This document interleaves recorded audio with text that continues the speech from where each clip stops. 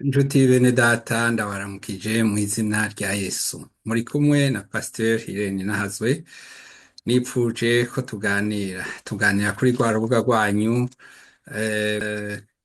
shingira intahe Imana nzima. Haraheze igihe tutariko turavugana, ariko vyambereye vyiza kugira ngo tuganire kuri uyu munsi.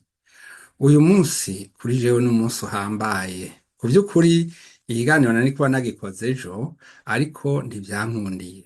Itariki 24 z'ukwezi kwa kabiri mu mwaka wa 2022, haheze imyaka 3 yuzuye neza, jewe nari ngwaye cane, ariko Imana yarandokoye inkura aho hantu ku buryo ntamenye igihe intambara mu Burusiya yatangura na Ukraine. Jewe sinari hafi kuko sinashoboye kubimenya, nari ngwaye cane. Mboneho n'akaryo ko gushimira cane abantu bansengeye cane, kuko Imana yarumvise amasengesho yabo. Ndanezerwa cane nuko hariho muri benshi twari kumwe mu masengesho, mu rw'amasengesho, hariho abanyitayeho bakansengera bakambaza n'amakuru. Hanyuma rero nkaba nshimye cane abo mu rugo iwanje banyitayeho. Sinibaza yuko ico gihe iyo ntagira abamfasha hafi komba narabayeho. Yamara Imana yari yagombye kombaho kugira ngo uyu munsi natwe nawe tube turiko turaganira. Nico gituma rero nipfuje ko dusangira izaburi ya 23. Imbere yuko tuganira kuri ivyo vy'izaburi ya 23, nashaka kubabwira ko jewe mu myaka 63 mfise, nagiye ngira ibihe bigoye, ibihe vy'uguheburwa. Igihe nari navutse, banjanye mu bitaro ubutarariye, kandi ntihari hafi, bategereje kunjana mu kindi gihugu, ariko aho nyene Imana irandokora. Maze imyaka 15, naho nyene vyangendeye uko, hoho namaze imyaka 2 ngwaye iruzura neza. Igihe mu Burundi basinya charte de l'unité nationale, amasezerano y'ubumwe bw'abarundi, jewe nari mvuye mu bitaro, naho nyene nari nagwaye gose. Ariko igihe n'ubu ndiho kandi muzima. Igihe nari ngwaye muri 78, yari umuganga w'umuhinga, aravuga ati uko tukubona rero wewe ukuntu ugwaye, vyoba vyiza baguciye ukuguru. Ariko Imana yanje ntiyabikunze, twaranse. Kandi si jewe nanse jenyene, hariho n'abandi bavuga batoya ntitugomba ko baduca amaguru canke baduca amano. Hariho umutama umwe nibuka twari kumwe, baramubwira ati mutama ejo bazoguca amano, ati muca amano ndi umushinga ntahe. Yaburabiye mu rugi arara arirukanga, n'ubu sinamenye igiro ryiwe. Ego tugarutse ku nkuru yiwanje rero, jewe muri 90, naragwaye bishira 91, hanyuma 90, hanyuma umuganga arangirira operation, arambaga ukuguru, aravuga ngo egome ndakubaza, ariko mu myaka 3 uzoba uri ngaha nyene kubera izo ngorane nyene. Aha ibi sindiko ndabivugira ubusa, niko ndabibwira wewe uremvye, wewe bahebuje. Ndababwije ukuri yuko kuva muri uwo mwaka wa 90 gushika uyu munsi, naragwaye utuntu tw'uduhute baratunkurako, ariko nta yindi ngorane nigeze ngira y'aho hantu. Abahinga bo bari bavuze bati twebwe tubibona uko. Imana rero irazi ingena ihindura ibintu, kandi ndayishima. Nico gituma ndi ngaha kuri uyu munsi, ndi ngaha nshima ukuntu Imana yantabaye, Imana yarandokoye. Ubu none iyo wumva nkivutse haba haheze imyaka irenga 60 narapfuye, iyo wumva nkimaze 16 naho nyene haba haheze nka 40 n'ingahe narapfuye. Rero iyo mva muri mw'icenda naho nyene haba haheze 30 narapfuye, ariko aho hose Imana yashaka yuko twe nawe tumenyana, yashaka yuko iri jambo ndiko ndakubwira uryumva. Imana rero ntiyanzigamye kubera ko nari ntore kurusha abandi canke nigenza neza kurusha abandi, ariko Imana yarampisemwo. Imana yara yaraduhaye twese mbere ihitamwo, iragerageza atugumiza mu bugingo kugira ngo twikebuke tugeze ahantu dushika ahantu duhindukire tugaruke tuyisunge tuyumireko. Nico noguhanura muri kano kanya. Nashaka ngo dusome ni Izaburi ya 23. Umwami Dawidi yakunze yandikiye yarandika byinshi. Umwami Dawudi yaranditse iyi zaburi niyo ngomba dusome. Izaburi ya 23 ivuga ngo, uhoraho niwe mwungere wanje sinzokena, amvyagiza mu canya c'ubwatsi butotahaye, andongorera iruhande y'amazi adasuma, aremesha umutima wanje, anyobora mu nzira zo kugororoka kubw'izina ryiwe. Mbere naho noca mu mwonga w'igitutu c'urupfu, sinzogira ikibi ntinya, kuko uri kumwe nanje. Inyobozo yawe n'ubuhiri bwawe nivyo bimpumuriza. Untegurira ameza mu maso y'abansi banje, wansize amavuta mu mutwe, igikombe canje kirasesekaye. Nukuri ivyiza n'imbabazi bizonyamako iminsi yose, bizonyomako iminsi yose yo kubaho kwanje, nanje nzoba mu ngoro y'Uhoraho ibihe vyose. Mu bintu Imana yampezagije, yarampezagije ubugingo, mwamaze kuvyumva. Ariko si ivyo gusa, Imana yarampaye urugo, Imana yarampaye ibibondo, Imana yarampaye abagenzi benshi, Imana yarampaye no kubona abavyeyi banje. Abavyeyi bose narababonye, narabonye sogokuru na sogokuru babiri narababonye, sogokuru umwe ntabo nabonye. Ariko Imana yampaye kubona abantu benshi, abavukanyi. Imana yampaye kumenya nawe. Hano hariho benshi tumaze kumenyana, haba mu kwandikiranira canke kuvugana mu majambo. Nashaka kukuremesha. Hariho kumbure ntugwaye, ariko ugwaye mu mufuko. Hariho kumbure wowe ntugwaye, ariko ugwaye umwitwarariko w'abawe, utabona ivyabo ingene biriko biragenda. Mu ruririmbo dukunda kuririmba ngaha abakijijwe, iyurushe iyuremerewe, bibwire Yesu, bibwire Yesu, iyukumbuye bimwe vya kera, bibwire Yesu nyene,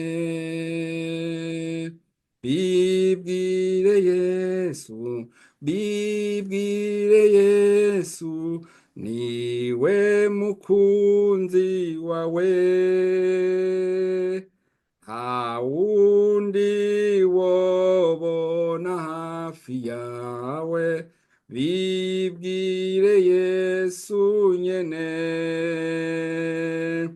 Ayo marira nayo marushwa, bibwire Yesu, bibwire Yesu, hari icaha wari wanyegeje, bibwire Yesu nyene,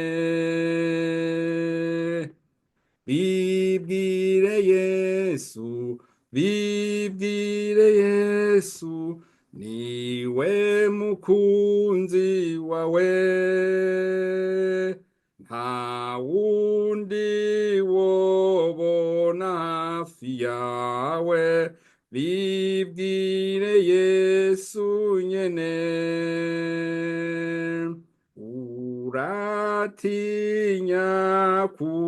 urupfu ruzoza, bibwire Yesu, bibwire Yesu, iyumvire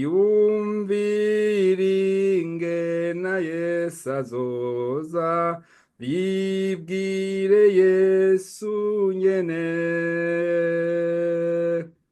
Bibwire Yesu, bibwire Yesu, niwe mukunzi wawe.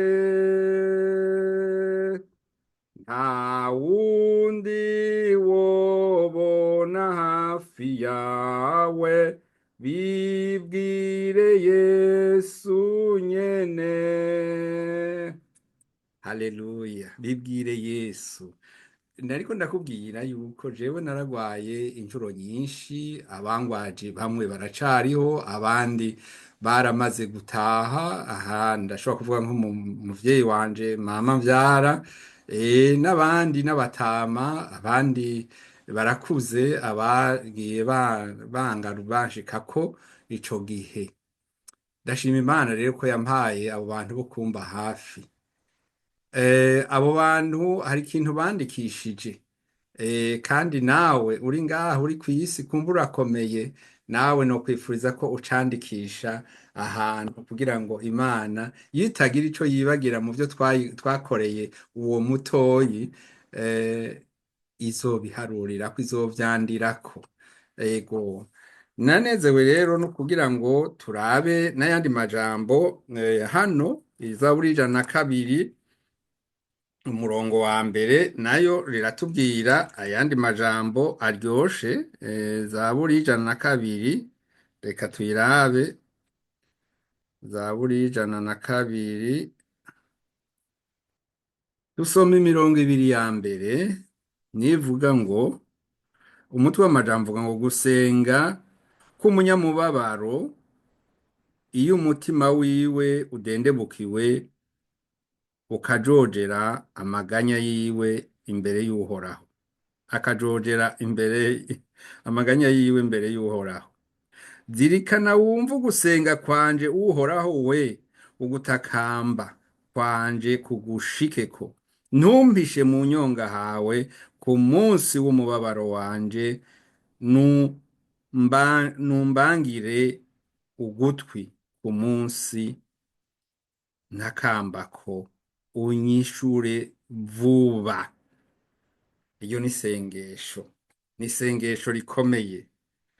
Ego, ngo havuze ngo zirikana wumve ugusenga kwanje Uhoraho we, ugutakamba kwanje kugushikeko.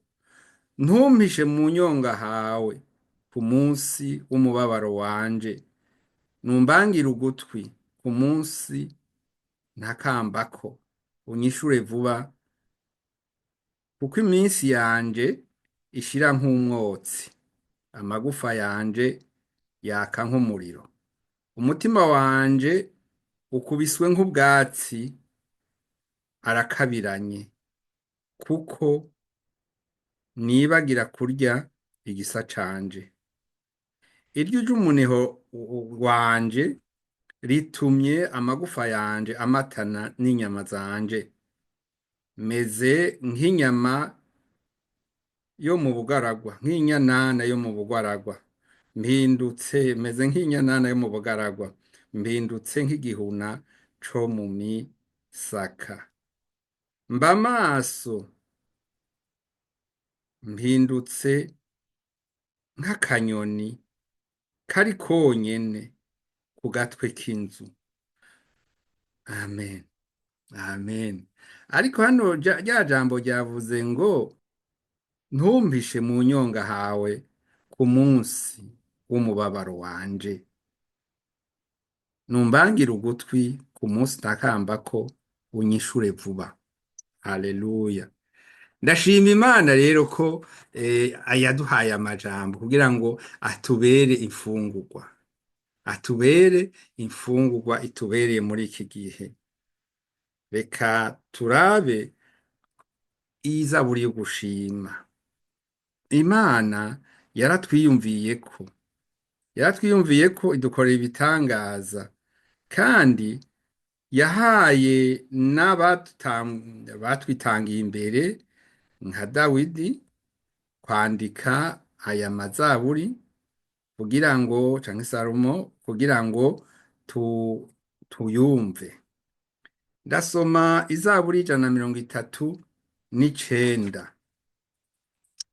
Ni zaburi yanezereye cane, zaburi yahawe umukuru w'abaririmbyi ni ya Dawidi. Uhoraho waransuzumye uramenya, uranzi icara ryanje niva hasi ryanje, umenyera kure ivyo niyumvira, usorongora inzira zanje n'iryama ryanje, urazi iminyuro yanje yose, kuko ata jambo riza mu rurimi rwanje wewe uhoraho utararimenya rwose. Unkikije imbere n'inyuma, unshizeko ukuboko kwawe. Kumenya bene uko n'igitangaza ntobasha kuransiga, simbasha kugushikira.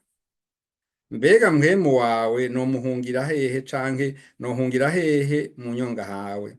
Noduga nkaja mw'ijuru uriyo, nokwisasira ikuzimu uriyo, nokwabira amababa y'umutwenzi nkagerera ku mpera y'ikiyaga, aho naho ukuboko kwawe kohandongorera, ukuboko kwawe kw'iburyo kohamfatira. Nokwibagira, nokwibwira nti nukuri umwiza ugira unyibikizeko, n'umuco unkikije uhinduka ijoro, n'umwiza nawo ntugira ico woguhisha. Ariko mw'ijoro habona nko ku murango, umwiza n'umuco kuri wewe ni bimwe, kuko ari wewe waremye amafyigo yanje, kuko ari wewe waremye amafyigo yanje, wanteranirije mu nda ya mama. Ndagushimira yuko naremwe uburyo buteye ubwoba, bitangaje. Ibikorwa vyawe ni ibitangaza, kandi vy'umutima wanje urabizi neza. Urukanka rw'umubiri wanje ntiwaruhishwa hamwe naremerwa mu mpisho, hamwe naremesherezwa ubwenge ibwina mw'isi. Nkiri urusoro inyonga zawe zarambona, mu gitabo cawe handitsemwo iminsi yanje yose yashinzwe hatarabaho n'umwe. Erega Mana, ivyiyumviro vyawe ni ivy'igiciro kuri jewe, erega igitigiri cavyo ni kinini, nobiharura vyoruta umusenyi mu bwinshi. Nikangura nkiri kumwe nawe. Haleluya.